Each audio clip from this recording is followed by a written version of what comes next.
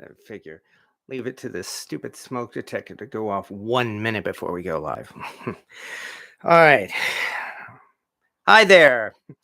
Welcome, everybody, once again to what we call Cast Iron Wednesday. If anybody is here for the first time, well, first of all, welcome and thank you very much for taking the time to show up on this channel here. It seems that every Wednesday, a lot of YouTube cooking channels have this little tradition going on where they have some fun playing with cast iron cooking, cast iron cookware, pots, pans, and so on. And I have been taking part in this Cast Iron Wednesday now for good grief, more than a year and a half. So I'm not sure if I'm ever going to get used to it because I always seem to start out a little nervous at first, but it gets a little easier as time goes on. But the point being is that we are here to play with cast iron. And I very much appreciate everybody who has been showing up here each week. Hello, everybody. Hello to Pat Z. Hello to William Hurt. Well, hello to Shadow Walker XM, Rick Stumbow, Eric D. Slider, Kimberly Miller, Rhino 53.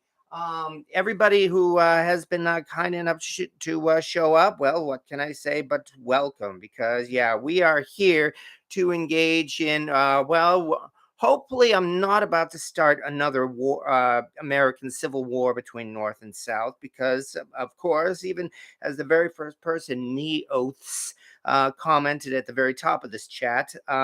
Yeah, we are talking about something that goes with cast iron almost like nothing else, and that, of course, would be cornbread. And what's more, I'm a Yankee. I've lived here in Massachusetts my whole life. I'm a born and bred New Englander, and yet here I am talking about cornbread. So you might think almost that really I'm just causing trouble just by even daring to talk about this subject, because as anybody knows, or anybody should know, I suppose. I mean, there are some things that you really have to make in a cast iron pan, and one of them would be cornbread. Um, I myself grew up eating northern style cornbread, meaning store bought cornbread of the kind that came from um, Boston Market, or more likely when we had these meetings at work, at the office, when they would bring down free snacks from the cafe, there would always be a tray full of muffins, including these big cornbread muffins that no one would eat. So for most of my life, that was my experience with cornbread until I learned how to cook. And that's where we come to the eternal question: should you have sugar in cornbread or not?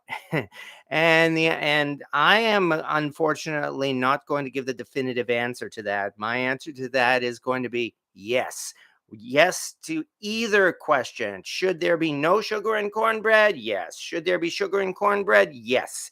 I like them both ways. And I guess that's one reason why I started out by cheating a little bit. Excuse me.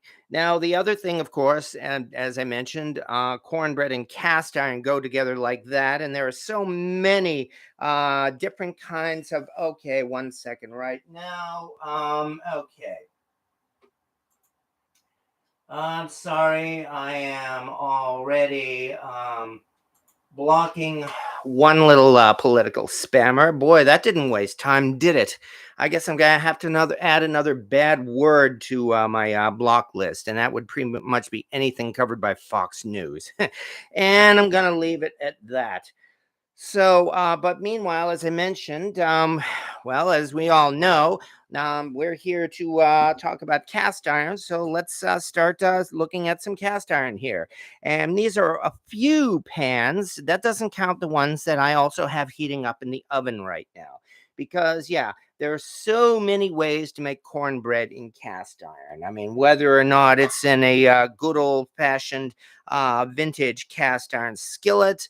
This one here happens to be a Birmingham Stove and Red Range Red Mountain number 5. or even going back earlier than that, and that would be looking at a 19th century gate mark pan like this. I had originally planned on this being my cornbread pan, and that I would make nothing but cornbread in this. I've been trying to stick to that, although I have used that to make many other dishes. And then, of course, you get into certain pans that are made unquestionably for cornbread. I mean, they have cast iron muffin pans and cookie pans, but really, it seems like everywhere you go, if you want to find yourself a cast iron cornbread pan or cornstick pan, you can find these just about everywhere. Somewhat less common, of course, are the modern cast iron cornbread pans. The ones that they made these days by Lodge Cast Iron, they call them wedge pans. But the original ones, of course, were made by Birmingham Stove and Range. And I'm going to talk a little bit more about that. This, in fact, is a 6 wedge pan. The 8 wedge one I have in the oven.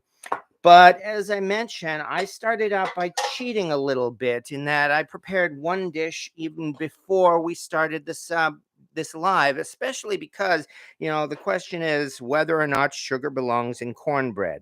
And I decided to get around that by preparing a recipe that is so sweet. It's a New England recipe that is so sweet that they don't even call it cornbread. They actually call it a cake. I have shown this on my channel before. Here we are. And this is a dish that we call New England spider cake.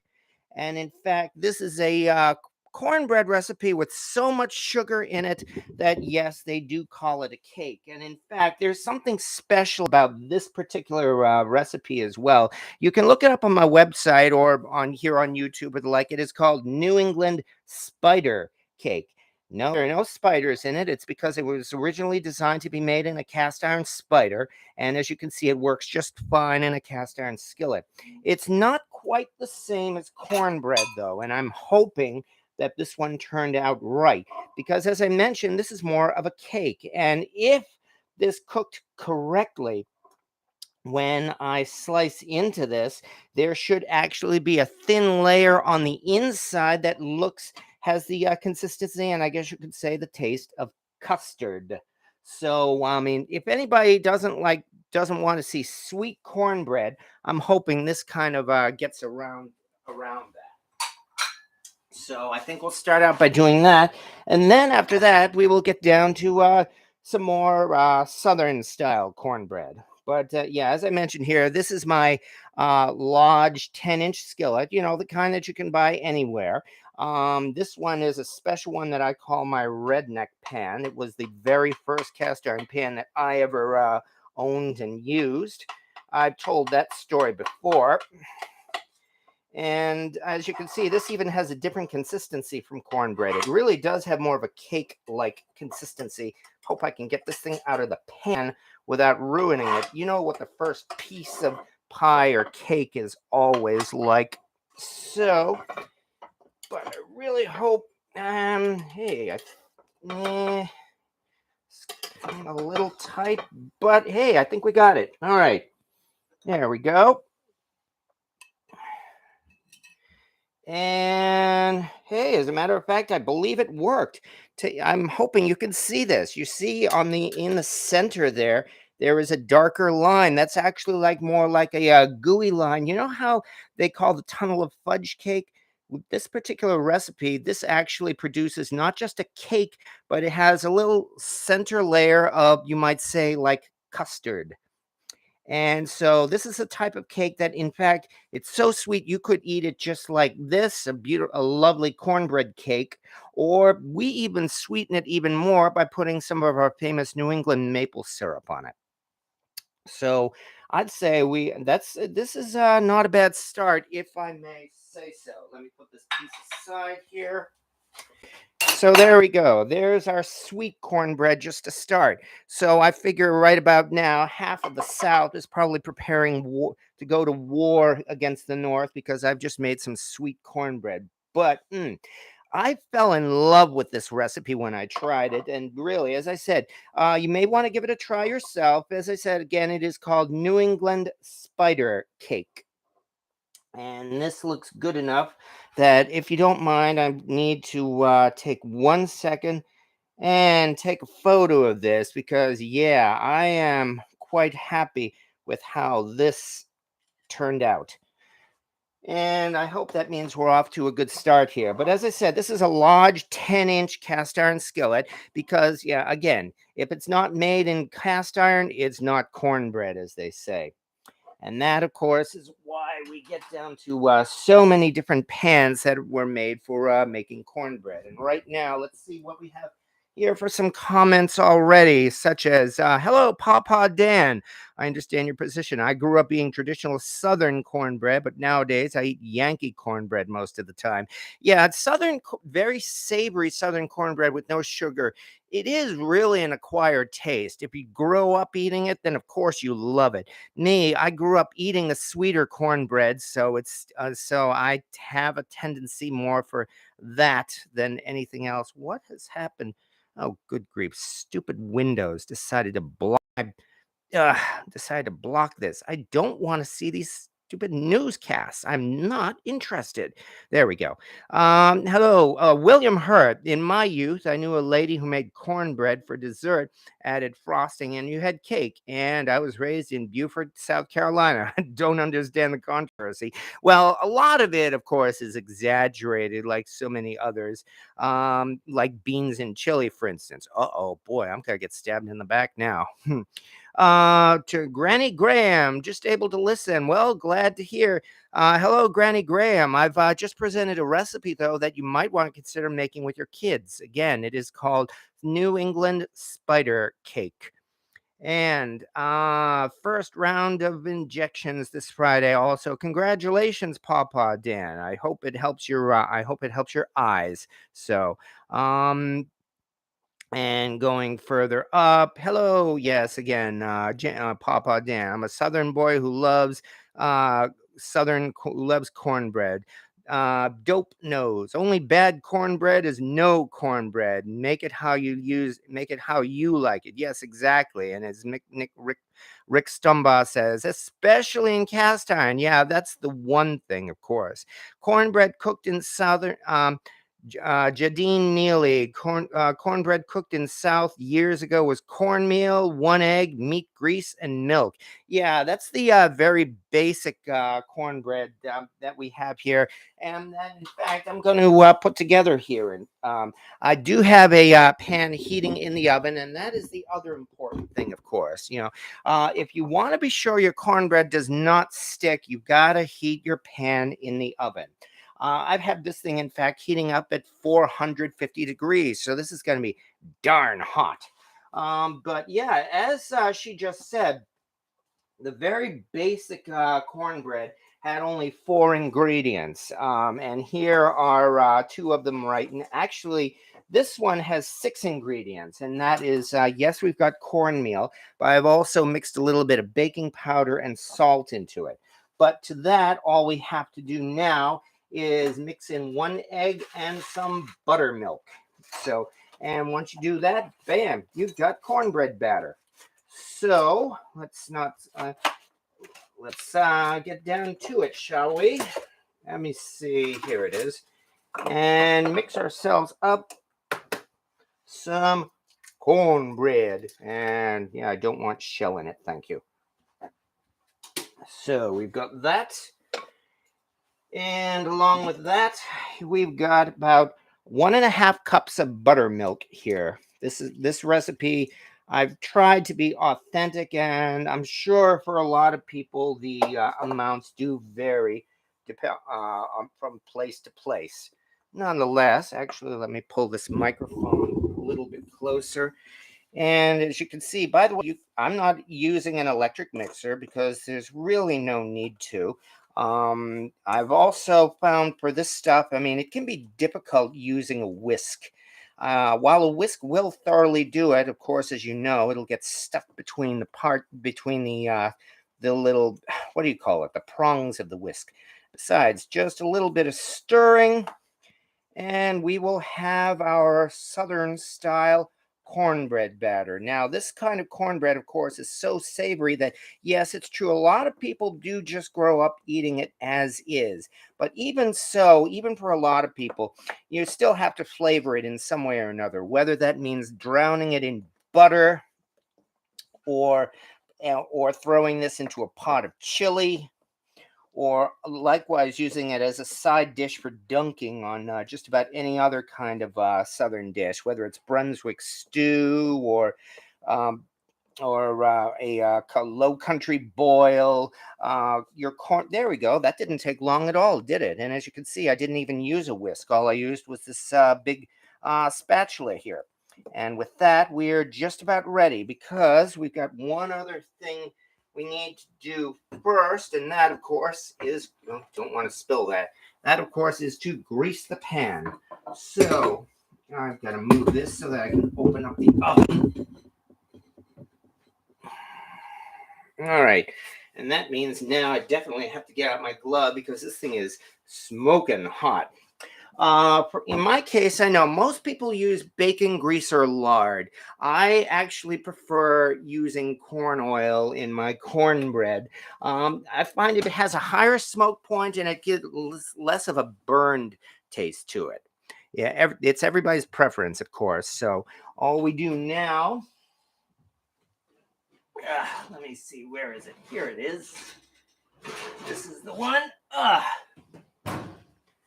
Here is the good old Birmingham Stove and Range cornbread skillet, which was, ow, boy, that's hot. Did I forget my basting brush? I probably did. There we go. So I'm going to have to kind of fake it. Let me see. Besides, it's really just a matter of swishing it all together. And once we do this, come on, nuts. Always forget something. See how hot this thing is? Once we do that, all right. Let me 1 second. Oh, here it is. Good. I didn't forget it. I was a little worried about that. All right, here, let's pull this in a little closer for you folks. Yeah, this thing was heated up to 450 degrees. It is pretty darn hot, so I really have to be careful here. But I want to get the sides greased on this thing, as well as just the bottom. Besides, all of this extra grease in here will not only help to make it non-stick. What we do now, there we go. Ooh, that is hot, man. Is very carefully mix it into the batter. Be very careful indeed. Do this right. Yeah, here's the part where those of you who have seen this channel before, you know this is the part where interesting things happen. So I've got to be very careful. There we go. A little bit of that.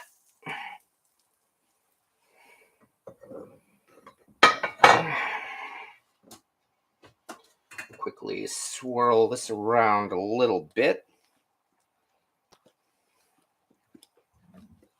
And let us now move this a little closer. Now we get to fill it up with some cornbread batter. 1, 2.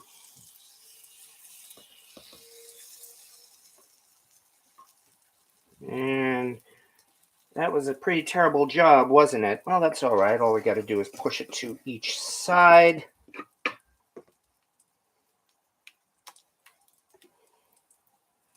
There we go. And that's the other thing about cornbread, as anybody knows. One of the important parts of cornbread is the sizzle. If it doesn't sizzle, you're not doing it right. And I'm sure you heard the sizzle just now as we put it into the pan. But there we go. We've got ourselves our cornbread batter, which means it's time to carefully get this back to the oven. Means I've got to move this back again. And here's the fun part. Carefully. And there we go. Got it.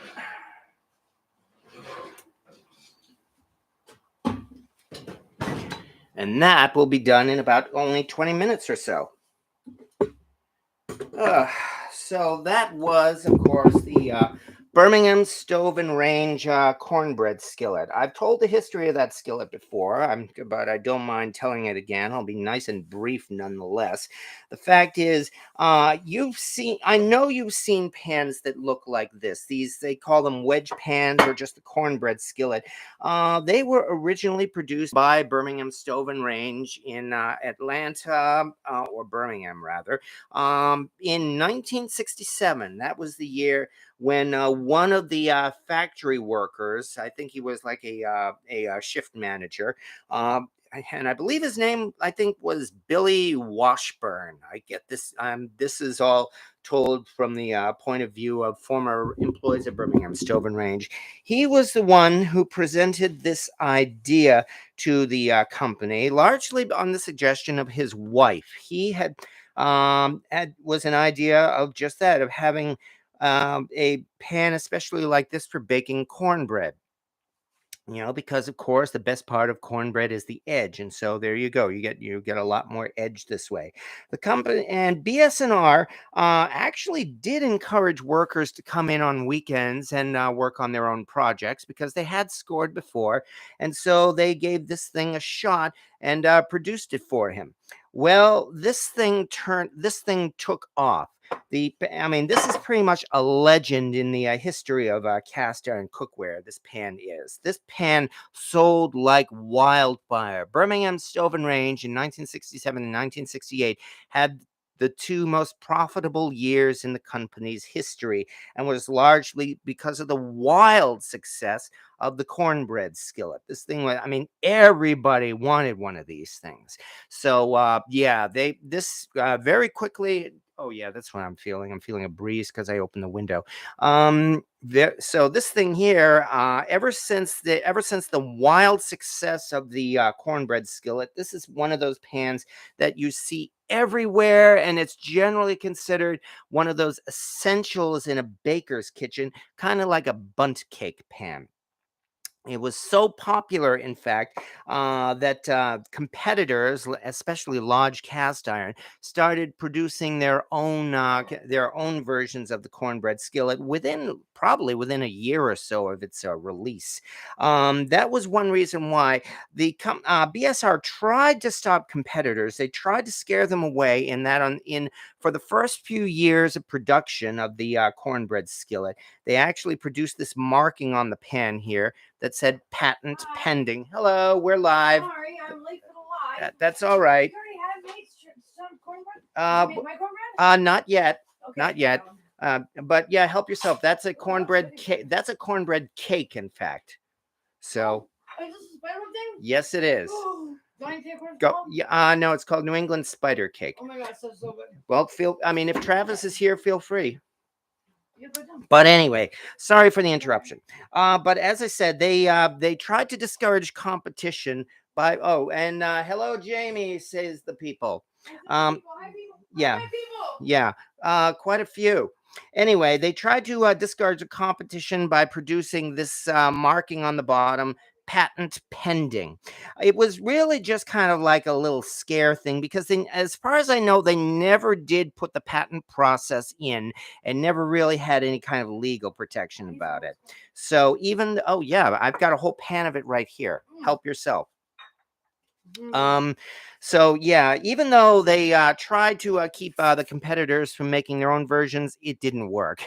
Lodge produced their own version of the cornbread skillets, which they call their wedge pan, and they're still producing it today. In fact, there were some even made by Wagnerware. They are not quite as common, but if you look around, you can find cornbread skillets from Wagnerware. And yes, there have indeed been Asian-made versions of this pan as well. This particular one, in fact, this is a different version. This is the 6-wedge cornbread skillet, and of course, it's a little more rare, which means, of course, these days anything cast iron if it's considered to be rare, eBay is going to start jacking up the price on these things. You will always see rare BSR 6 wedge cornbread skillet, only $99 or some stupid price like that. The truth is that this is actually a number 3 size pan. It's the same size as a 6-inch number 3 size skillet. And I'm not, and it must not have sold as well because they did discontinue it after a few years. After a few years of production, they discontinued the 6 wedge pan and continued to produce the 8 wedge pan. And it was around that time as well they removed the patent pending and put a made in USA mark on it.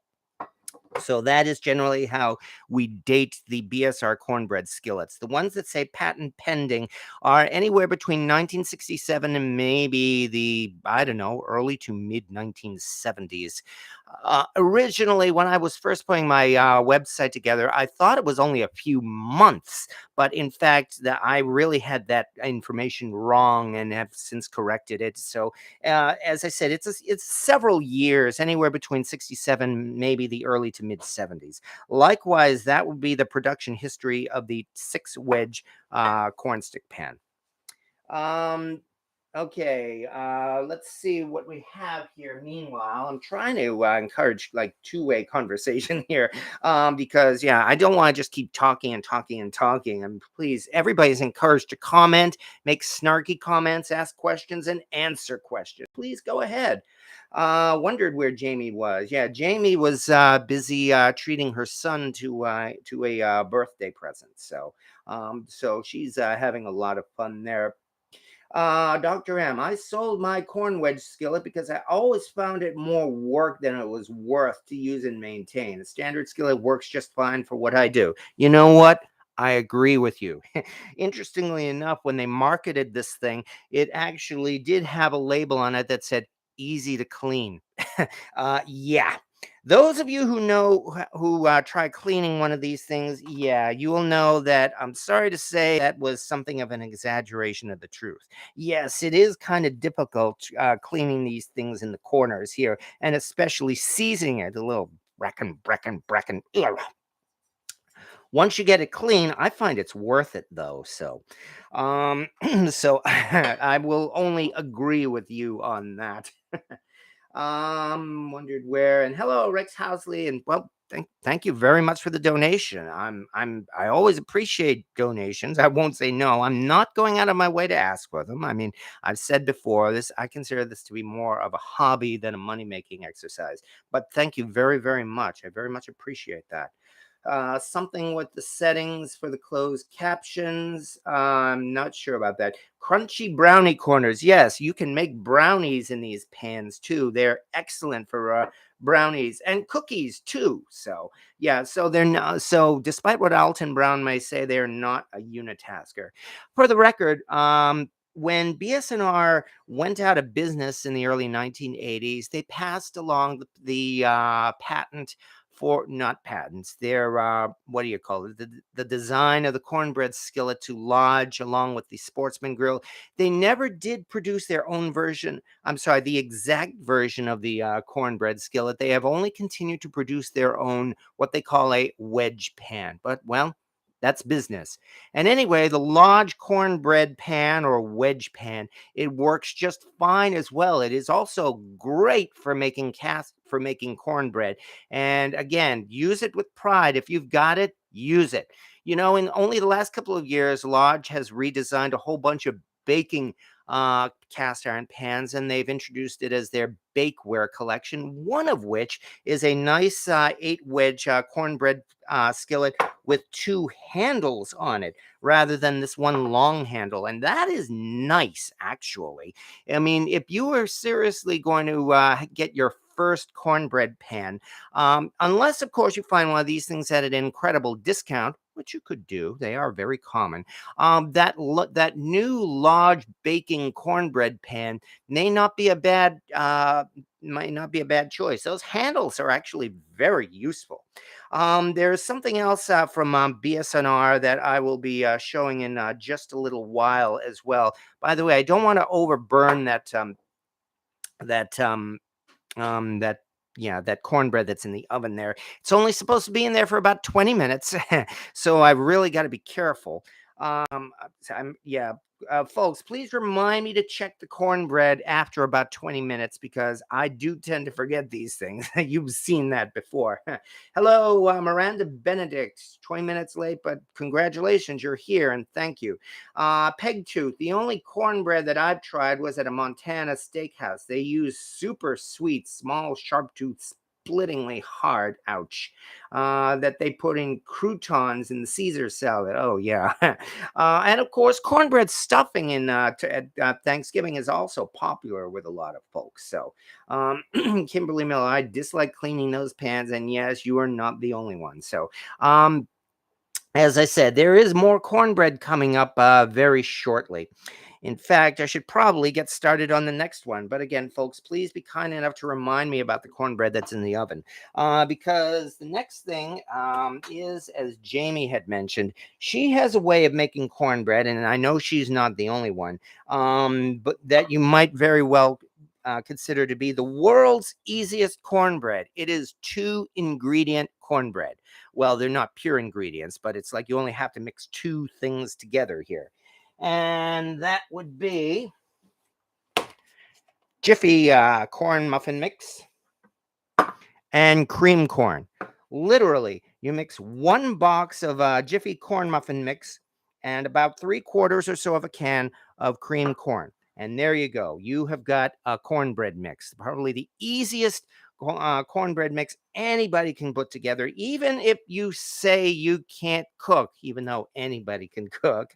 That is something that anybody can do. And who was it who said that she was here with her grandkids? That's another thing you might want to consider. If you have cream corn and you have Jiffy cornbread mix, just use those 2 ingredients and make yourself some cornbread. So that is one reason why I pulled out 2 number 5 sized cast iron skillets here. These are BS&R Red Mountain skillets. They're both number 5. They're practically identical. I call this one no, and I call this one yes. And I think you can see why. Yes and no. So that means, since I've got these 2 things ready, once this other cornbread comes out of the oven there, I'm going to turn down the heat somewhat to maybe about 400 to 425 because that's all we need. However, let me get out another mixing bowl here. And let's start mixing up some. Actually, I don't see why I couldn't use the same mixing bowl. Save it, the one with the residue here. I'm sure it won't hurt. So all we got to do. Somebody says Jiffy plus frozen corn plus some chopped jalapenos. Yes, that's another way to do it. That's another thing. I guess we've commented on, and we'll probably have to keep commenting on. Yeah, and that is, of course, people who make their stuff entirely from scratch, as opposed to people who use store-bought ingredients. There is no wrong way to do it. As somebody says, in cooking, there is no right and there is no wrong. There are only shortcuts. So it really is your preference. I am not going to come down on people who use Jiffy box mix just like this. I've made my cornbread from scratch pretty much the entire time I've been cooking. It was only after Jamie taught me this particular recipe that I started using Jiffy cornbread. So, and I liked it. I like homemade cornbread and I like this recipe. So, I mean, there's no reason why you can't enjoy both. Let me show one other thing. Notice, by the way, yeah, just like in that video I have, what is it now? Like the 2nd or 3rd most popular video on my channel or something, that one with the can opener. As you can see, that's exactly how I'm doing this. And it does work too. So I don't need the entire can of corn, maybe about 3/4 or so of the can, so that you'll have the right consistency there. That's probably enough. So let me put this aside. and mix this together.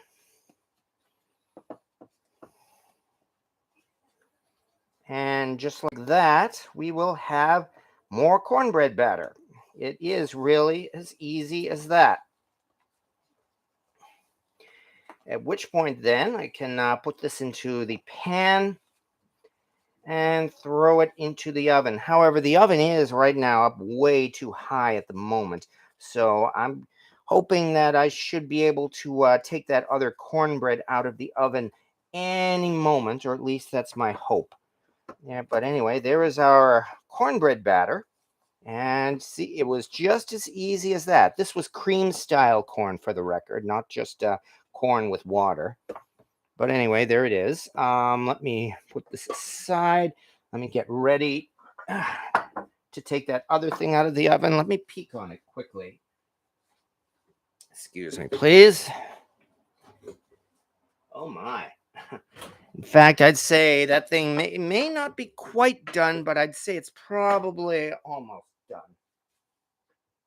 What were the ingredients on the packaging? Lots of sugar? Well, good question. Let's take a look and see what Jiffy Cornbread mix has. Corn, well, they call it corn muffin mix, so that probably tells us, yes, it does have sugar in it. In fact, it has flour, cornmeal, sugar, vegetable shortening, baking soda, sodium triphosphate, monocalcium phosphate, niacin, reduced iron, uranium, plutonium, riboflavin, the blood of the innocent, natural flavoring, dextrose, cornstarch. What am I coming up to right here? I'm reading the ingredients on the Jiffy Corn mix. As you know, it has all kinds of things in it. It has uranium, it has plutonium. It has love. Oh yeah, it has love too. And cornmeal. And cornmeal. Yes, it does have cornmeal And in love. it. So and love. So love and cornmeal. That's what Jimmy Bob and nostalgia. That's Yeah. right. Love, cornmeal, and nostalgia. Yes, indeed. And Miranda Benedict says, I like adding more sugar. So I'm telling you, cream corn. You guys wait. Yeah. You'll be so blown away. You didn't mix the whole can. No, Three-quarters of the can, right? about 3/4 of the can. Yep. Yes, Perfect. yes. So all I have to do now at this Actually, point. Let me see the consistency. Yeah, go ahead. Perfect. Okay. Well, Perfect. careful, I don't want to drop it. Telling you guys, you are. Once you try this, you'll be like, wow, that's amazing. And it's so simple, so easy. All right, let me quickly get some butter. This is softened butter too. Nice. All right, let us quickly grease this pan here as fast as I can. I should probably do it so that it doesn't scrape against the pan. Maybe I should get my fingers dirty and just use my hands on this. And maybe I will do that, in fact. I'll wash my hands. I mean, hey, they're my cooties. Now, this way it'll go faster and it won't scrape. So anyway, yeah, there we go. As I said, this is a number 5 size or 8-inch BS&R number 5 cast iron skillet. Nice smooth surface because it's a Red Mountain skillet. But again, a modern day cast iron pan will work just fine. You know what? I'm going to leave this blob of butter in here because I don't think it's going to hurt anything. And with that, we are ready to mix this in. And I think we are just about ready for that. No, I'm just doing it in one single solid pan. Yeah, it's gonna blow up. It's gonna go. It expands. It's not Yeah. regular cornbread. Yes, you're right. It's muffin mix. That's true. No, I'm not talking about if you made it. Yes. This does not rise. It rises like a cake. Yes, it does. You'll see. No, I'm talking. Okay. When you mix it with the, it's not. I'm saying yes, this mix does, but especially when you do it with the cream corn mix. Yes. It's Okay. gonna rise like a cake. It's gonna have a cake. It's gonna have a cake texture. Okay, but there is plenty of room in the pan for that. So don't. We've made this before. That's okay. That's okay. You haven't made this one before? Yes, I have. Oh, okay. Yeah. In fact, there's even a video of it, and that's the one, in fact, where I played in the kitchen here with that huge dog that visited us. Oh, that's right. I remember. Yeah. Okay. Hello, Billy Lee Lawton. Love my BSR pans. They build up our immunities. Yeah, your own cooties won't hurt you. Yes, exactly. So, Okay, and as a matter of fact, if they say if you can smell it, it's done. So let me quickly pull this out of the oven and let's take a look at what we have here. Oh, wow. I think we're just in time. Ugh.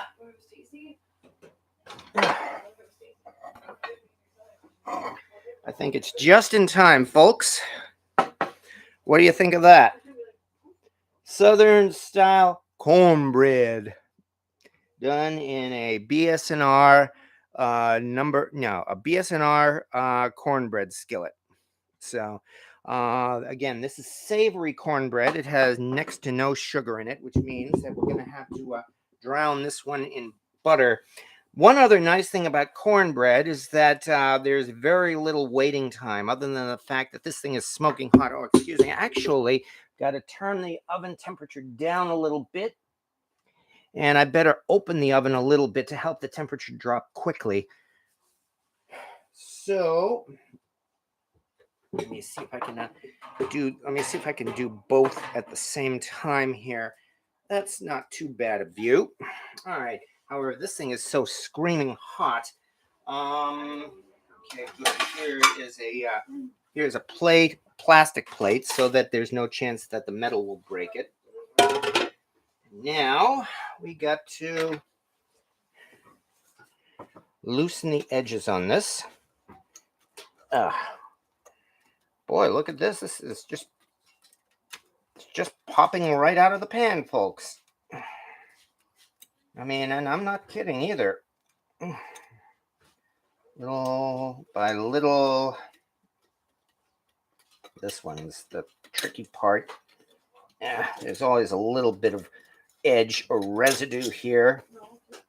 However, there we go. So far, so good. And now comes the fun part. And as they say in France, voila! Haha! How about that, folks? No sticking. And yeah, I think it came out just in time, as you can see. This is one reason why I like using corn oil. It has a high smoke point. I'm pretty sure that if I had used bacon grease or lard, this may actually have been burned on the bottom. But I think we got it just right, and I think at this point I can close the oven, in fact. But there we go. Oh, yeah. Hot, hot, hot. However, so far, we're 2 for 2 tonight. We got ourselves some nice Southern style cornbread. As I mentioned already, this is not sweet. So if you like your cornbread savory, this is definitely the stuff. Naturally, if we were going to eat it like this, we'd have to drown this in butter, or more likely get ourselves a bowl of, oh, I don't know, chili or stew or anything like that, and just dip it in or break it and mix it in. But there we go. So far, that's 2 for 2. Here is our Southern cornbread. As I mentioned already, this was done in the Birmingham Stove and Range. Let me put this aside. There's more cornbread here, although this is savory cornbread. You'll probably, no sugar, you'd probably want a lot of butter on it.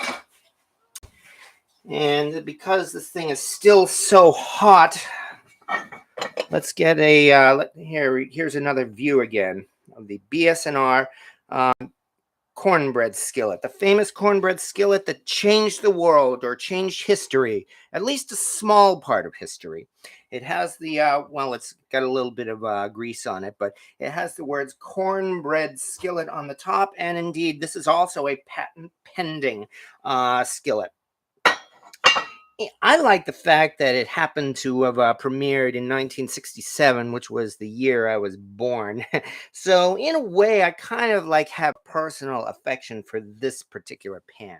Silly, but nonetheless. So as Billy Lee Lawton says, hard to beat a BSR. And that was a perfect thought. Thought it would stick a bit. Well, that's the trick again with the cornbread. What you want to do is preheat the pan. Do it that way, and you put in your grease and everything before you put the batter in, and it will pop out. So, having said that, let's get our next piece of cornbread in the oven, shall we? And that is this one. Let's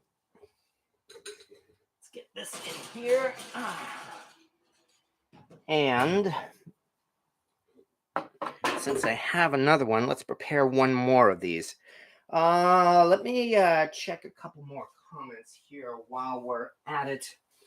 And time is going nicely too, I will say that. Papa Dan, always use a number 3 and number 5 skillet for my cornbread. Just got a BSNR cornbread pan and a cornbread skillet. When my eyes get better, I'm going to try them. Well, best of luck. And actually, they are really not that hard to use, as you can see. Somebody says, I just picked up a John Wright heart pan. And hey, there's no reason why you couldn't make little heart-shaped cornbread pieces in it. Exactly. Blueberries, strawberries, or raspberries on top. So, yeah, thank you, William Hurd, as well. Pop Dr. M, I found the savory cornbread would fall out of the wedge skillet, but the honey cornbread would stick like smell on a skunk. Well, I think we're going to have to work on that then. So, how many coats of seasoning do you recommend to a wedge pan or cornstick pan before you cook cornbread in it? Not very many. I have done these things with as little as maybe 2 coats of seasoning. If you have all day and you really have nothing to do, you could put like 4, 5, or even 6 coats of seasoning on your skillets, and of course they'll look really nice if you do. I have been lazy as far as I'm concerned there, and I've been satisfied really with 2 coats of seasoning on most of mine. So, Dr. M, honey cornbread is good with milk. Southern is good with beans, sorghum, drizzle honey, and maple syrup. I'm sorry, maple syrup. Okay, I pronounced it the New England way. Sorry. One good thing about wedged cast iron pans, no one... What the heck? Excuse me, please. Why am I getting a page? I thought I had turned this over. Okay. All right. Okay, I've got to take 1 second. No, this is not a work page, in fact. I've got to fix this right now, and I apologize. Looks like they did not turn the pager over at work tonight. So I have got to do this as quickly as possible. Well, if you want. Okay, well, just give me 1 second. Yeah. Oh, wait a second. That was yesterday. Okay. Let me see. Where the heck did it go? I'm trying as quickly as I can. I am clients. Didn't I send out the schedule today? Darn it. I'm very sorry. Okay. I need to pause this for what do we have here? Daisy intermission. yeah, like an intermission, I know. Again, I apologize for the delay here. This was unexpected. I'm trying to do this recipe. Where the heck did it go? Here it is. Okay, tonight should be Tony. Okay, good. Let's do this as fast as I can here. Thank you for your patience. I'm trying to... Okay, this is DL operations. DL support. Okay, tech support pager. Please set the tech support pager to Tony cell phone. Okay, bam, and that's on the way. Now let me just send a text out to folks who have done, who need to know this, and then finally we will be all set. I do apologize for the interruption there. Something always seems to happen, and anyway, it's like my work. Sometimes it feels like it's 24/7, to put it mildly. So, okay. That would be us. Okay. Oh, that's where we go. All right. Let me put this in right now. A page just came in, full stop. Tony is on the pager tonight, comma. They did not seem to turn the pager over, full stop. I have sent an email requesting the pager be turned over, full stop. Sorry for the trouble, full stop. Bam. And with that, we're done. I apologize for that interruption, folks. Okay, where were we? Sorry about that. Always something, isn't it? Nonetheless, here we are. Does anyone here look at the Goodwill auction site for cast iron? I've looked a few times. Goodwill, people have talked about Goodwill's business practices. I am not one to really get into business bashing, even when they deserve it. So, you know how they say that Goodwill reserves the best stuff and puts it on their auction site. But that's really for other people to argue about.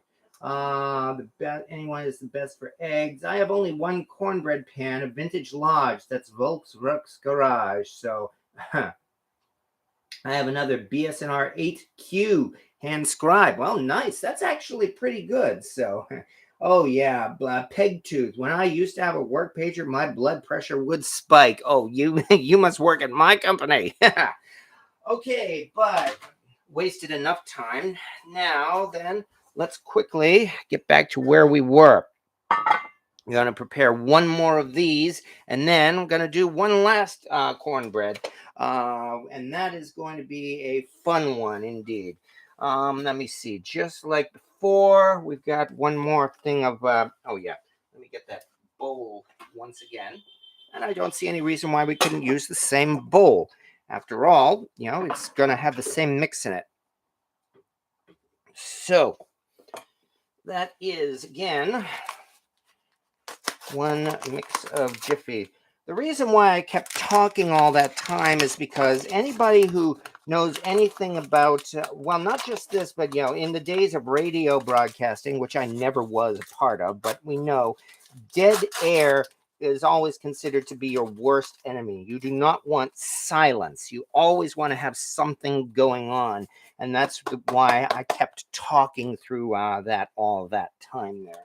Silence is not a good thing as far as this kind of entertainment is concerned. So let's get out this other. What happened? Oh, nothing much. Okay, let's get out this other can once again. And we will quickly get this in. This way we will have two of these cornbreads so that Jamie and her son will both be able to enjoy it. Here's the rest of the first can.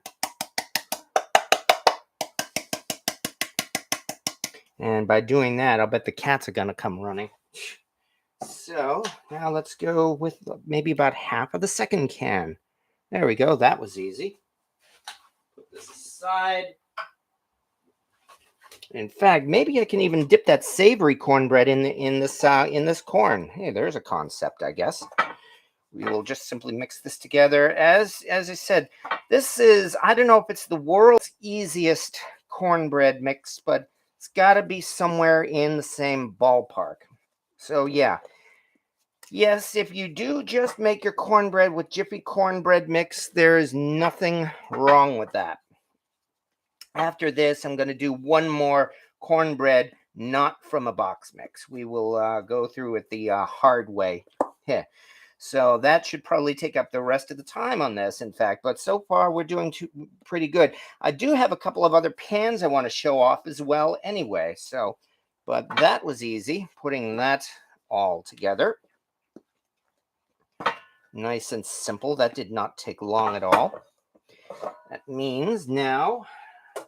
Yeah, I thought I threw this thing out. Okay, let's get this out of the way.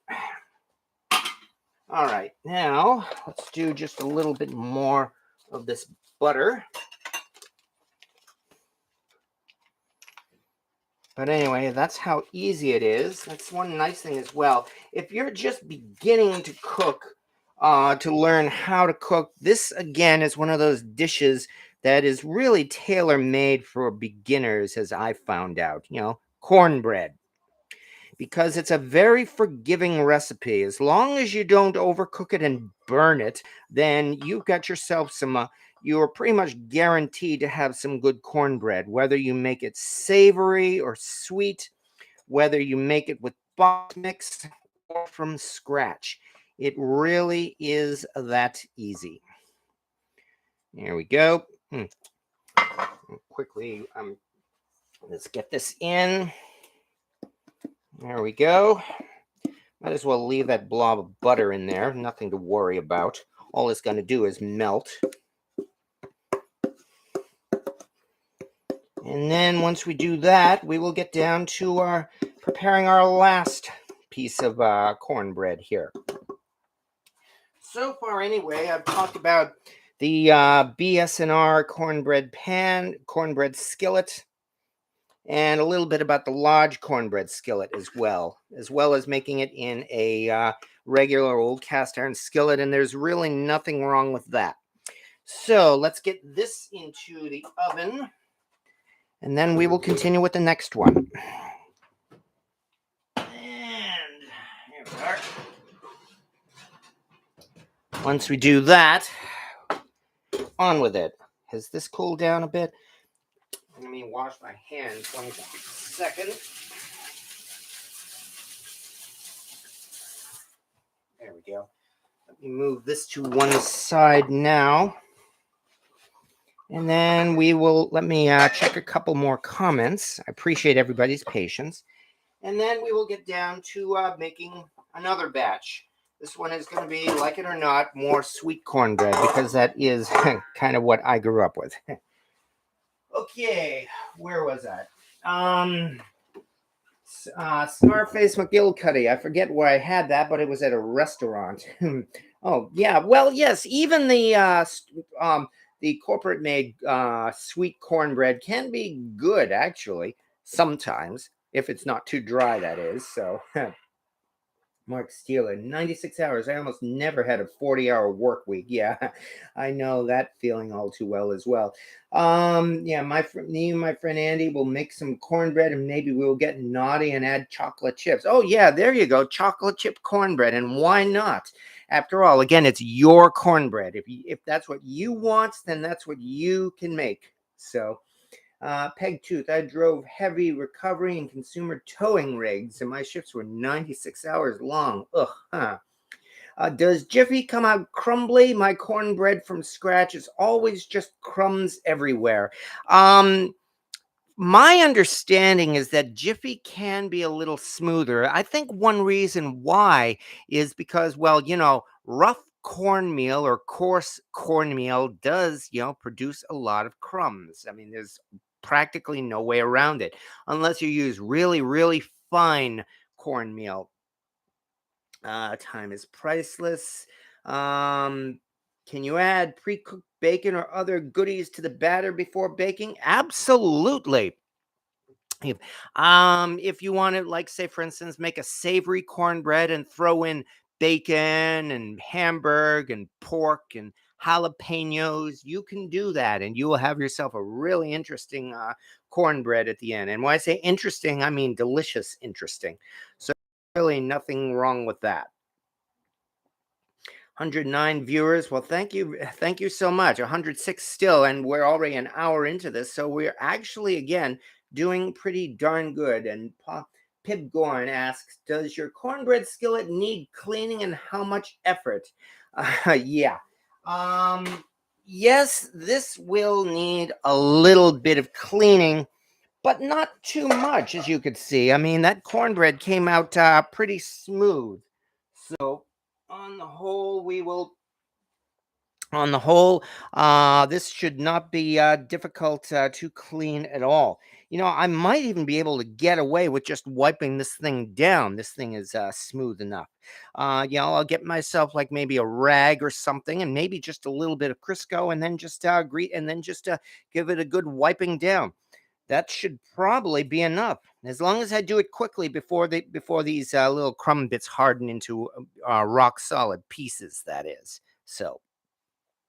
Um, on the other hand, if it got to the point where I had to actually wash this thing, yeah, washing this thing is really not a lot of fun. Getting into these crevices here. Oh, this is actually cooled down at this point. Good. Getting into these crevices here has never been a fun part, and that's something that people learn the hard way. So, but what can you say? Ugh, you do what you can. So. Okay, now having said that, let me quickly pull up my recipe here, which I do have on my website. And here's where, once again, we're going to get Southerners all furious at us, and I better put on a bulletproof vest for this, in that I'm making some sweet cornbread. So, yeah, because this is a cornbread. Well, again, I've only been cooking for myself for like about the past 10 years or so. So this is a recipe I cobbled together within the last several years. But I have been eating sweet cornbread my whole life. So because of that, I find I make this a little bit different. And in fact, how about this? Let's start a drinking game. Each time you Southerners folks want to say, "Oh, hell no," take a shot. How about that? Okay, because with this, we are going to start with something a little different. Let's put this aside here. And one option, of course, is to use 2 cups of cornmeal. But instead, yeah, especially because of what you said about all those crumbs, what I like to do, in fact, is to kind of, what's the word? Split it out, I guess. In that, I'm going to use 1 cup of the regular cornmeal. And here's where most people would use flour as the second one. Oh, hell no. No, and that's actually, I found instead of flour, I use something else. Masa harina. Oh, what the heck? I thought they changed this over. Sorry. Anyway, as I was saying, masa harina, namely corn flour. So no, it's not exactly cheating. It is still pretty much the same as cornmeal, only it's grind up into a flour. So yeah, in this case, I am using 1 cup of the regular cornmeal and 1 cup of masa harina, which does give it a different color, admittedly, and something of a different consistency too, kind of like more like a cake-like consistency. And that's what that's one thing that I like about this recipe. From here, actually, what comes next? From here, we've got a tablespoon of baking powder, half a cup of sugar. Oh, hell no. And a teaspoon of kosher salt. So let me break out the baking powder. Good thing I had it ready.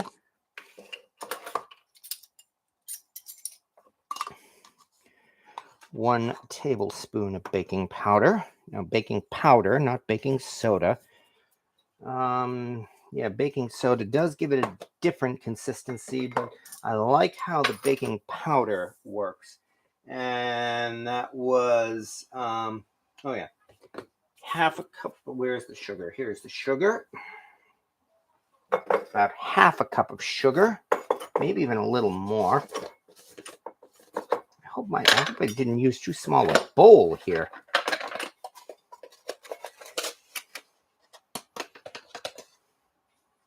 Okay, there's the sugar. And at this point, this is where people start flooding the channel with naughty words. Yeah, how dare you use sugar in cornbread? Well, I'm doing it. And let me see. Oh yeah, 1 teaspoon of kosher salt. You could use regular salt as well, but I actually like the consistency of kosher salt. So I like using that in my cornbread. Once we're done mixing these things up, I've got a couple of other pieces that I would like to show you folks, which I hope will make the wait worth it. There we go. That's not so hard. So far, so good. Next in line, we've got... All right, now from here, I don't have buttermilk available, so I have to cheat a little bit.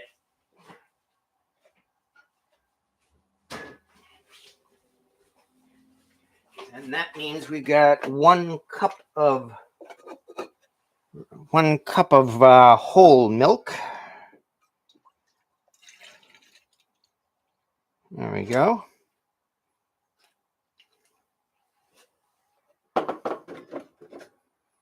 And let me quickly run this milk back to the fridge. I know what I said about dead air. And I do apologize for any dead air that we might have. And meanwhile, with that, in addition to that, we've got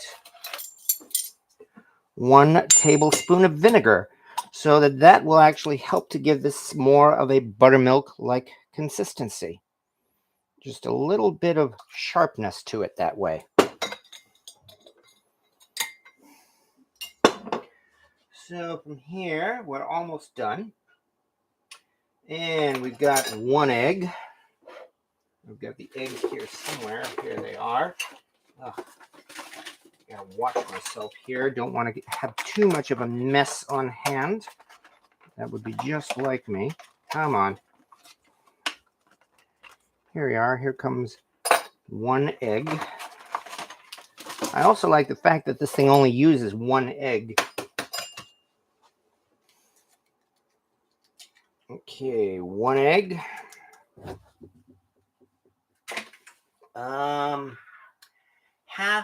What does this say? 1 egg, 4 tablespoons, or half a stick of butter melted. Well, I have half a stick of butter softened. So, like it or not, I guess I'm going to have to, oops. Yeah, I'm definitely going to have to live with it now, unfortunately. So, and then once this is all mixed together, we're not done yet. We're actually going to be adding honey to this cornbread. Let's see what's going on here. 1 teaspoon of blood of the innocent, 1/3 cup spent uranium fuel rod. Yeah, that all sounds interesting. I'm gonna have to try that. That's for sure. I mean, boy, if nothing else, it'll definitely make it a cornbread we won't forget. Yeah, tell me, why am I glowing in the dark? Oh, you must have eaten that cornbread again. Why are my limbs falling off? Well, it's the cornbread. So, well, it's really not that much different from the Jiffy, I would say. However, there we go. Just mixing all this together. Doing nicely. Actually, if I remember right, at this point, I'm actually going to have to mix in a little bit more milk to give it the right consistency. Yeah, definitely I'm going to have to do that because this is actually a little too thick for my purposes. That softened butter is mixing in nicely, though. So, for anybody out there who uses Christie's mix, if anyone uses the Christie's the corn mix, go ahead. You use a whole can of cream corn for Christie's mix. I see. It's a little bit bigger. Yeah, the Crusties. If you are doing this 2-ingredient thing with Crusties mix instead of Jiffy, she says use a whole can of the cream corn because I guess it has a different consistency. No, it's more mixed. Oh, more mix. Okay, I see. There's more volume or more mix to it. I get it. Let me see. Maybe I should not have put that milk back. Yeah, so let me quickly get the milk out and just mix this in a little bit more. Once again, trying to keep as little dead air on this as possible. Sorry, Mowgli. Didn't mean to disturb you. There we go. Just a little bit more milk. It's almost like mixing a gravy here. You know, you've got to mix in just a little bit of milk at a time. until you get the right consistency. And Jamie, again, if you like savory cornbread, granted no sugar, but we've got a plate of that. Nah, That's okay. I'll pass. All right. Anyway, almost done there. Maybe a little bit more. I'm trying to get this more like a cake batter. So this is still a little bit too thick, but I'm close. Just a little bit more. That's another thing I've learned with mixing in. I learned the hard way. You really can't mix in all of your liquid, whether it's milk or chicken stock or anything. You cannot mix it all in at once. It does not have the same consistency. It will not give you the right type of batter. You have to mix in a little bit at a time and keep stirring it. Yeah, this is much more acceptable, I think. This is more of the type of batter I'm looking for, especially since now there's one more ingredient that I need to add, and that would be honey. So some honey. Here we go. So this is definitely going to be a sweet cornbread. Really, pretty much no question about that. It says about 1/3 of a cup of honey. Of course, the measurement does not have to be exact. And having done that, there we go. With that, we have some sweet cornbread batter as opposed to the savory cornbread batter. And having done that, you may have seen I have a couple of other pans still preheating in the oven, because again, the best way to do it is to preheat your pan. And here's where I get to start playing with some cast iron again. So even though I've got these cornbread pans just sitting here, I do have a couple of others that I'm able to bring out. And let me see, how does that other stuff look at this point? Oh, this is looking pretty, at least one of these is looking pretty good. I think one of these is one of your cornbreads are done, Jamie. So, oh, no problem. So let me move this to one side. Ugh, boy, I definitely need a bigger kitchen. Hint, hint, hint.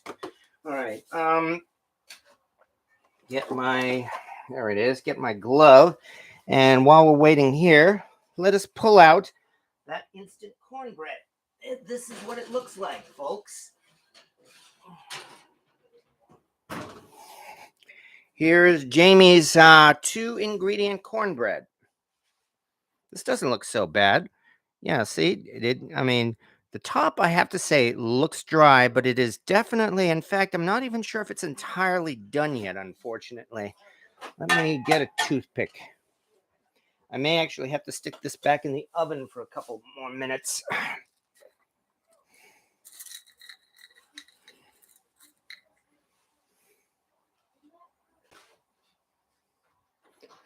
No, actually, I think this is good. Yeah, I think this is good. Okay. Then there we go. So the first of those 2 cornbreads are done. So once again, this is the 2-ingredient cornbread, which is Jiffy Mix plus cream corn. Not bad at all, I would say.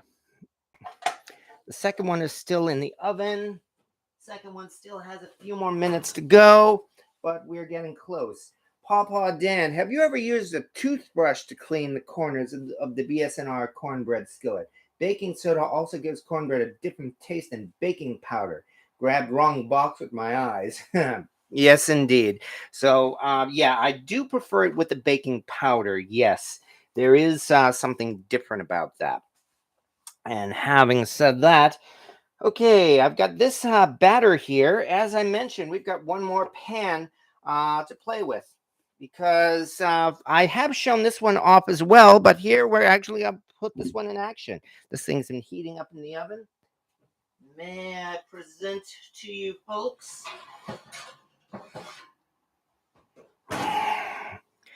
the Handy Dan BSNR cornbread skillet. Notice this has 8 corn rows instead of 7. There we go.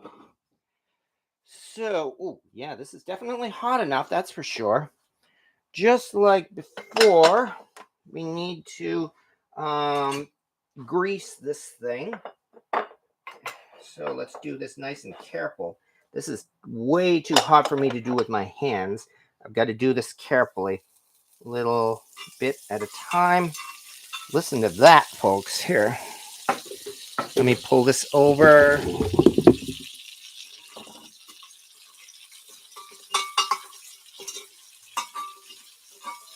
And yes, indeed, as I mentioned, this is the Handy Dan cornstick pan, and there's an interesting story behind this one, as folks who are familiar with BS&R may know. This is something of a rarity as well, and once again, you will probably see this on eBay at prices where you may have to give your firstborn son plus an arm and a leg. And the reason why this one is so rare is because, ow, yeah, that is hot. It was only produced during the last few years of BS&R's existence.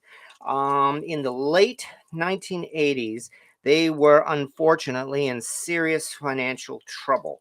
And that's when they started running into, started making moves to try to save the company, which unfortunately did not work.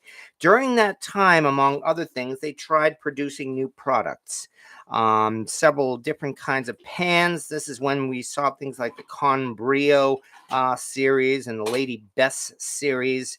And one of the pans that was also produced at that time was this. They took the cornbread skillet and added a handle to it, cornbread pan and added a handle to it, and called it the Handy Dan Cornstick Pan. And those of folks who have used this have loved it. It is really, really useful to be able to, oh boy, am I doing this terrible. It is really, really useful to be able to use a handle on a cornstick pan. So, yeah, I definitely give this thing a thumbs up. Boy, am I doing a terrible job on this. But even so, unfortunately, it was nowhere near the best seller that the famous cornbread skillet was. So this was definitely not enough to save the company. And so as a result, in the early 1990s, they finally had to 1990s. Yeah, that's right.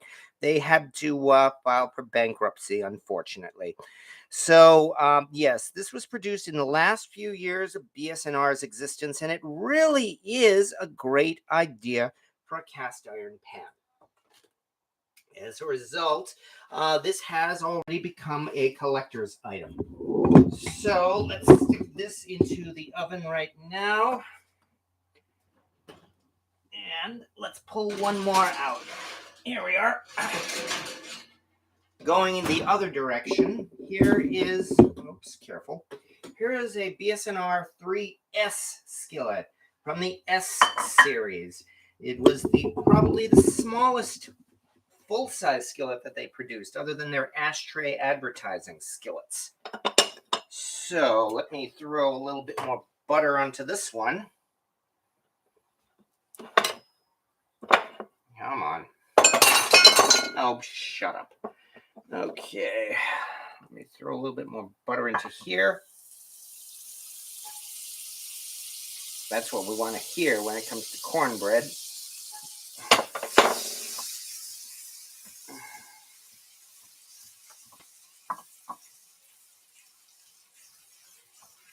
There we go. Nice number 3 size pan. And into that we will throw most of the rest of this cornbread batter.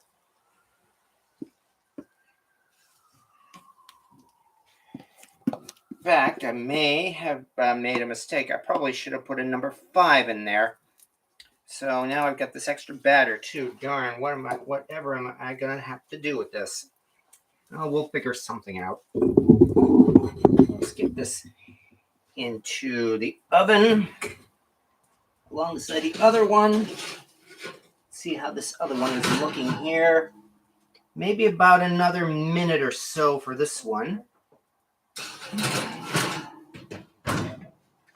But otherwise, yes, that is the BSNR Handy Dan Cornstick Pan alongside the BSNR 3S pan.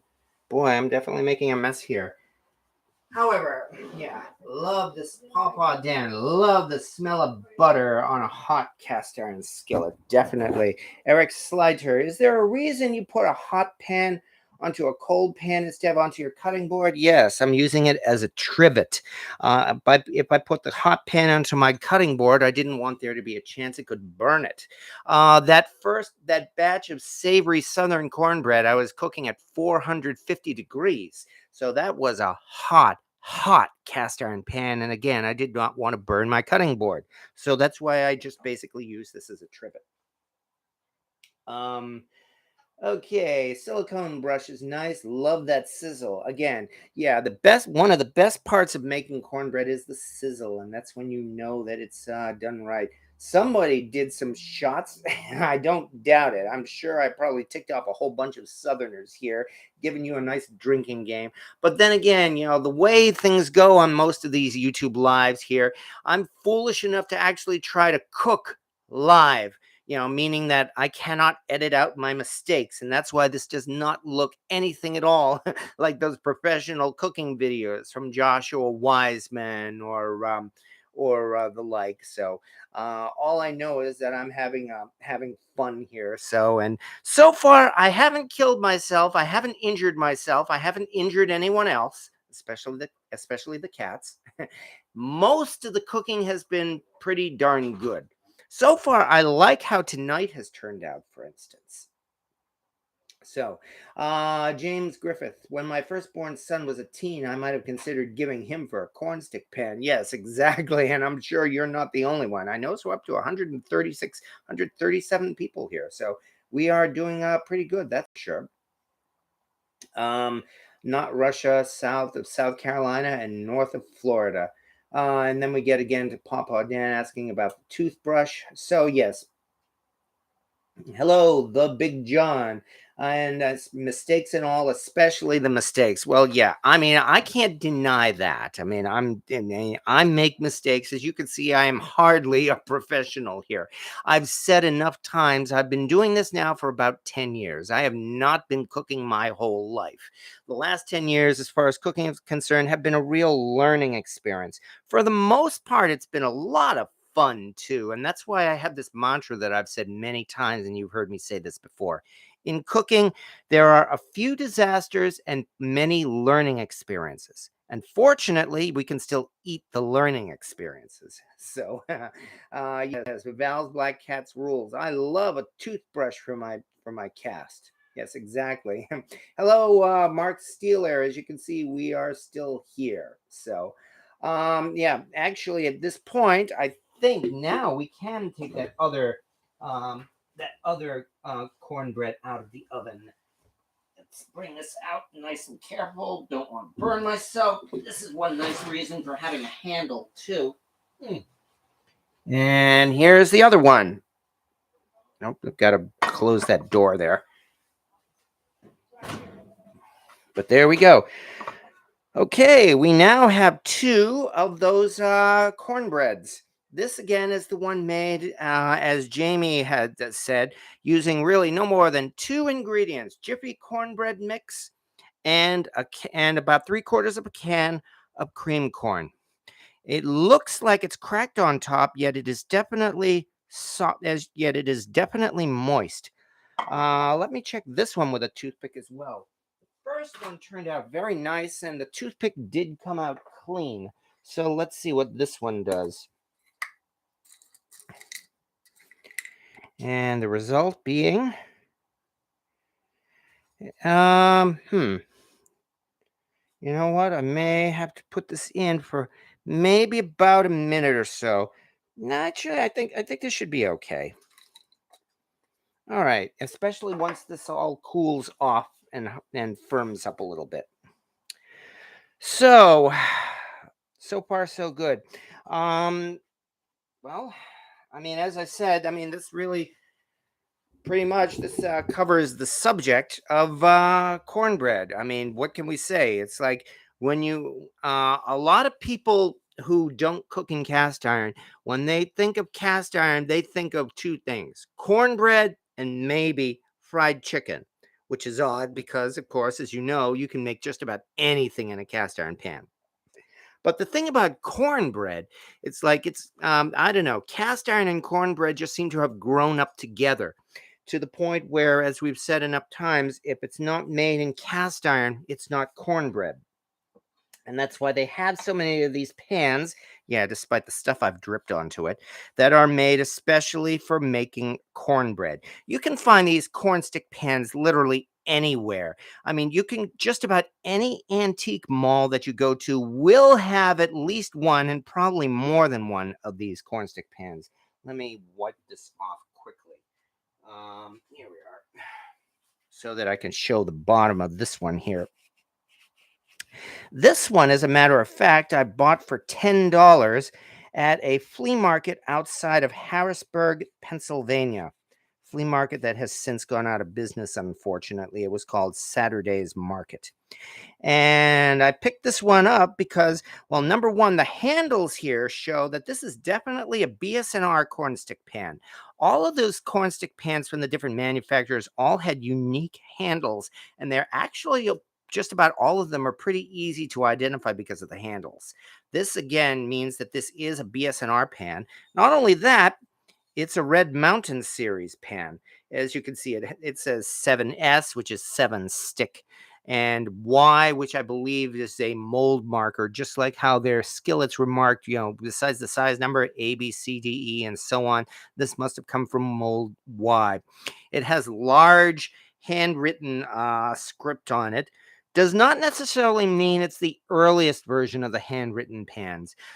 They did this with their cornstick pans for probably at least through the, I don't know, at least through the 1930s, 1940s, maybe even the 1950s. So I cannot exactly date this pan. All I know, it's anywhere from the 1930s, maybe 1920, all the way up to possibly the 1950s. But most importantly, it's a nice 7-stick BS&R cornstick pan. And the only reason I did not use this tonight was because I used that handy Dan cornstick pan, which is extremely useful. As I mentioned already, the handle on that cornstick pan is makes this thing much easier to lift than the tiny handles we see on these. But even so, don't let that stop you from using one of these if you have them, because again, you can find these everywhere. Other than the antique malls that put ridiculous prices on anything cast iron, you could probably get a good bargain for these, maybe at flea markets or the like. So chances are, if you have not already, if you don't already own one of these, you could find one of these with some searching for maybe $5 to $10. And considering that while it does have several different uses, I mean, granted, it is really just that. This is a baking pan. I mean, it's not as versatile as a cast iron skillet. You can make cornbread in it. You can make brownies in it. It does great brownies. You can make cookies in it. You know what else this is? It's a hot dog cooker. I have seen people put hot dogs in these things and fry hot dogs on them, and it's great for that too. So, I mean, yeah, there are different ways to use these things. Unfortunately, there's also one thing that this thing is used for, and that is melting lead, I'm sorry to say. For whatever reason, the attractive design of this thing has led quite a few people to melt lead in these pans and produce these little lead corn stick shaped lead ingots. If you look around online, you will see many of them available. For that reason, these kind of pans can be suspect. Um, if I were to find one of these in the wild, I would examine it very carefully before actually getting it to see if there's any kind of a lead residue on it. If you have reason to be suspicious, you may even want to consider doing a lead test on to see if there is any lead residue on the surface. Regrettably, that is a real risk we have to consider with vintage cast iron. Some pieces, more than others, seem to have been used for melting lead. This is one of them, unfortunately. Cast iron muffin pans are another, sorry to say. So, yeah, hot dog cooker. I'm not kidding, William Hurt. Give it a try. If you don't want to do it on your stovetop, put it on your grill. It's a really useful hot dog cooker. Will I make a short video showing me cleaning the pans that were used tonight? Hey, that's not a bad idea. I wouldn't mind doing that, actually. It would help those of us planning to use wedge pans. Yeah, that's true. Yeah, I would think now that you're saying that, cleaning that cornbread skillet, yeah, that would probably make for a fun little video. I think I will do that and have that up for you as you asked. So, hot dog and onions. I wonder why they're shaped like corn instead of being smooth. Well, my thought would be it's probably more attractive, and of course, that would mean that it would have sold better. I mean, after all, marketing is everything, and it always has been, even in the olden days. So, I mean, if it looked as though people were more attracted to something like this because it looked like corn, then obviously that would be why they did it. And that would be why many companies did it. So, um, I have seen some modern day cornstick pans, in fact, that are shaped somewhat differently. Interestingly enough, I saw at Sur La Table, that mall cooking store. Is that still open? Did the pandemic kill it? But anyway, at Sur La Table, they sold an interesting thing that they called a corn frying pan. Basically, it was a cornbread skillet, maybe much bigger and much wider, big enough that you could actually put ears of corn into this and fry it that way and bake it that way. And I thought that was a pretty darn good idea, to the point where I actually tried that with this. These things are too small, unfortunately. Unless you have some really, really small ears of corn, they will not fit in this. If you split it in half, it will still be too wide and it'll just sit on top, unfortunately. So, William Hurt, I'm not incredulous. I just found it funny. It's like I could have had a V8. Well, yeah, no, that's absolutely fine. And believe me, I'm not upset. As I said before, I encourage comments like that. So yes, thank you. Corn dogs too. Yes, indeed. Lots of people I know don't wash their pans correctly. Hate to clean the cornstick pan. Yes, indeed. Cornbread mixed with a hot dog in the middle. That, yeah, actually, I have seen people do that. I haven't tried that myself yet, but it's one of those many things that I need to do one of these days, as soon as I can. Right now, I'm trying to extend time until that corn stick pan comes out of the oven with the other corn sticks, cornbread. And I'm hoping we are almost at that point. You know what? I think we are just about there, in fact, because here, let me show you what we've got now. Even though I made a big mess putting that thing in the, oh, this is still hot. Gotta watch myself. Yes, indeed. No, you are right. So, gotta be careful. Careful, careful. Let's move this to one side. Let's put this back up so we can use it as a trivet. Because take a look at this, folks, and it hasn't been very long either.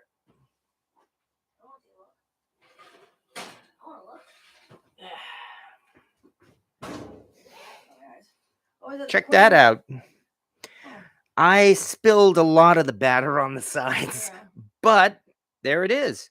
I'd say we are probably pretty much done here at this point. So, yeah, I showed that another time. I did not show it tonight, so I've been showing off all these things here. But still, hey, these things here are, for the record, here we go again. It's all right. Anyway, as I said, there we go. We've done it with the handy Dan cornstick pan. And here again is where I say that preheating the pan is the secret. Let me try to get this a little closer so that you folks can see. And in fact, I hope I don't drop these things. Here we go. one. Oh, this thing has a very different consistency from those other cornbreads too. It's more of a cake-like consistency, I think. Probably because I did make it with sugar and honey. So, this one, yes. This one I made, yes. This one is a sweet cornbread. Oh, being sarcastic? Yeah. There we go. Yeah, well, no, this is Yankee territory. There's no denying that. However, there we go. Actually, I've had cornbread with bacon and jalapenos and cheese. It was very good. Mm-hmm. Here we go. Well, I didn't really care if it's jalapeno so much, but the bacon and cheese was banging. Yeah, I've never been crazy about jalapenos either, but that's just me. Yeah, I don't like. They're more heat than their flavor. You know? Yeah. Okay, let's pull out another plate. That's it. Like they're pickled heat. They're not really. There's not really flavor. This is just a dollar store pan for the record. If I were to break this, no, I don't want to break it, but if I were to break it, it would be no big deal. Just a little NBD up in here. And with that, it's not too soon. 1, Bam. 2. Bam. Actually, let me put this up a little bit. 2. 3. Bam. 4. Bam. Oh, let me put this down. It's starting to burn my hand, in fact. Ooh. There we go. Yeah, exactly. 5.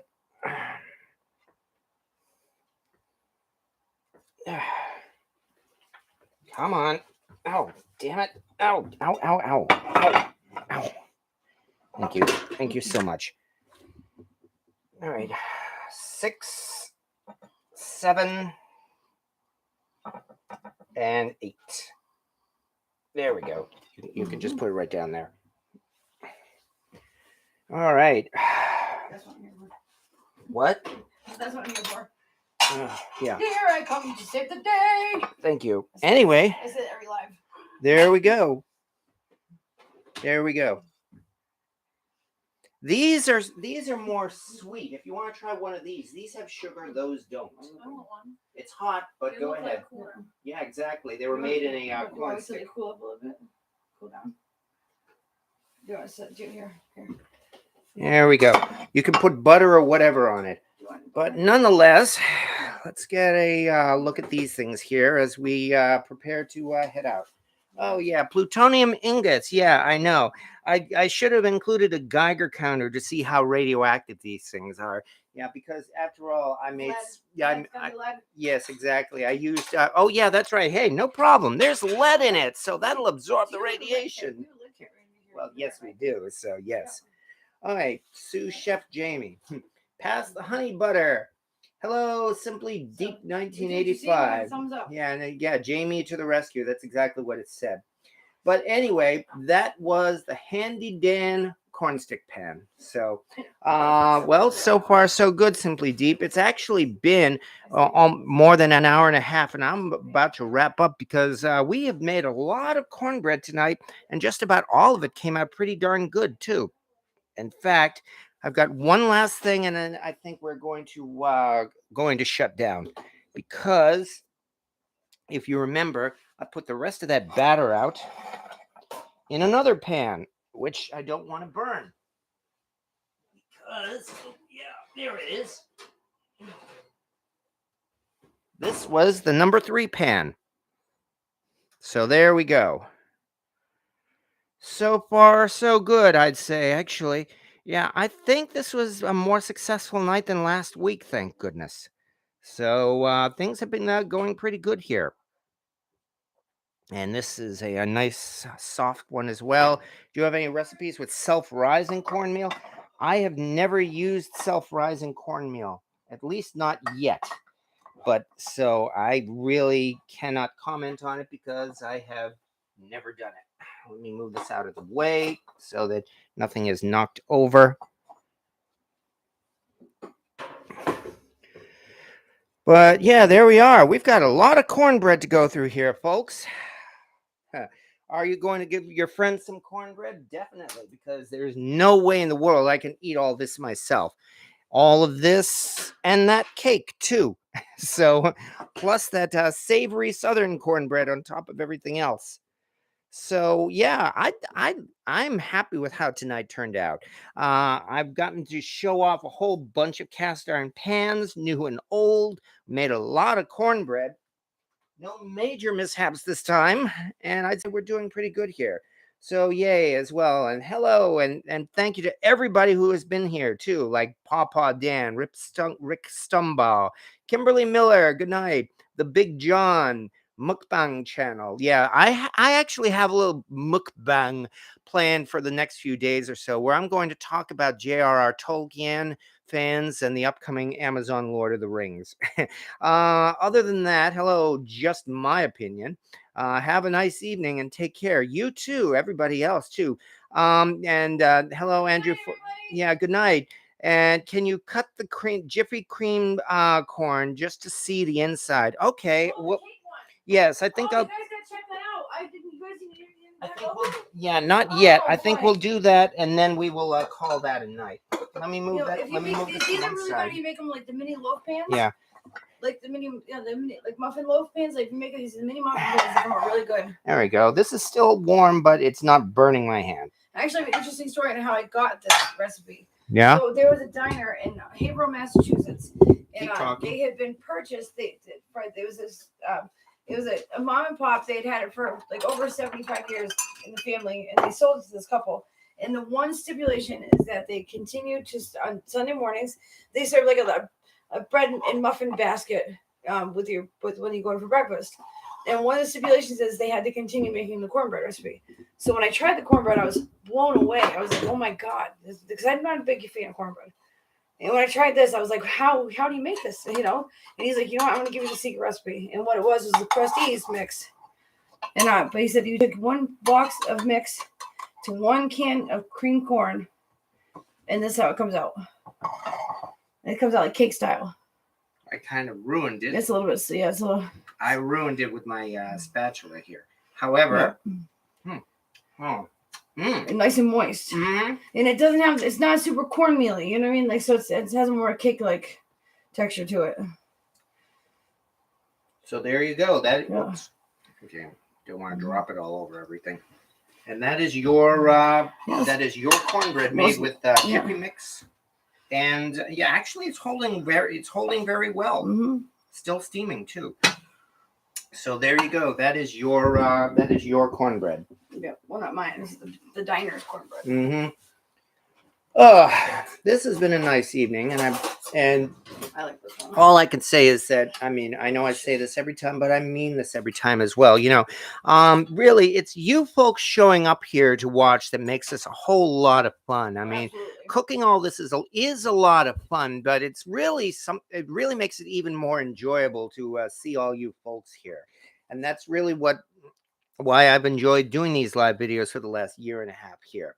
He looks forward to it all week long. From the time this stops to the time it starts again, he looks forward to entertaining you guys, and really looks into like what recipes to do and stuff to keep you entertained every week, and so it's not monotonous. But then also we do the videos too where he just talks about cast iron, so he likes to give you the broad spectrum. Yeah.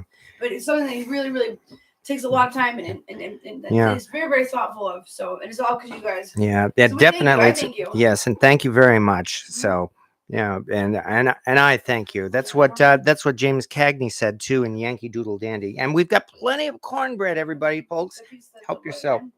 What here? No, my cornbread. Oh, here it is. Yeah, sorry. Here. Okay. All right, but I have to get going because we've got a lot of cornbread to eat, and it's a work night too. So we really have to get going. I'm afraid. And I didn't get my son home. Yes, and I can only thank everybody here very much for showing up as always. So, and likewise, Mark Steeler gets my mind and frustrations off some of the other topics in life. Yes, indeed. That's another thing I've always enjoyed cooking. I've said before, I consider this to be kind of like a form of meditation. It helps to relax me. It helps me to concentrate and block out the outside world for a while. And as Papa Dan says, everybody have a good week. Hope to see you all better next week. Yes, and I hope you're doing better. Yeah, he's getting his first injection soon, so things are doing pretty good. And thank you everybody for showing up. As they like to say, like and subscribe and hit the little bell so that you get announcements and other fun things like that. But most of all, I can only thank everybody here for showing up, and thank you very much for everything. So see you all next Wednesday, folks. Have a good evening.